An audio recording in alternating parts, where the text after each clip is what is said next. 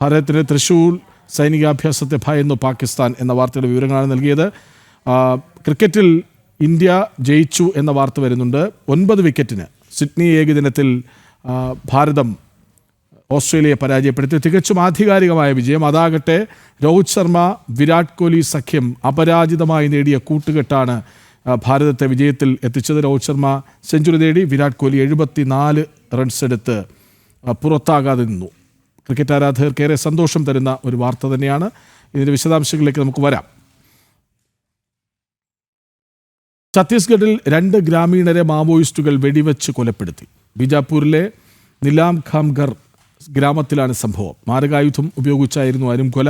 മാവോയിസ്റ്റുകളെക്കുറിച്ച് പോലീസിന് വിവരം നൽകിയതാണ് കൊലപാതകത്തിന് പിന്നിലെ കാരണമെന്നാണ് വിവരം. വിവരങ്ങളുമായി ജിഷ്ണു കൃഷ്ണൻ വീണ്ടും ചേരുന്നു. ജിഷ്ണു, ഒരു വശത്ത് മാവോയിസ്റ്റുകളെ വേര് പിഴുതെടുത്ത് കളയാനുള്ള ശ്രമം നടത്തുകയാണ്. അപ്പോഴാണ് ഇങ്ങനെയൊരു സംഭവം ഉണ്ടാകുന്നത്. വിവരങ്ങൾ.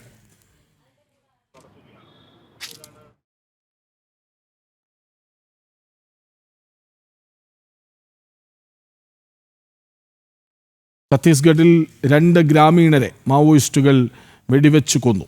ബിജാപൂരിലെ നിലാഖംഖർ ഗ്രാമത്തിലാണ് സംഭവം. മാരകായുധം ഉപയോഗിച്ചായിരുന്നു അരുംകൊല. മാവോയിസ്റ്റുകളെക്കുറിച്ച് പോലീസിന് വിവരം നൽകിയതാണ് കൊലപാതകത്തിന് പിന്നിലെ കാരണം എന്നാണ് മനസ്സിലാക്കുന്നത്.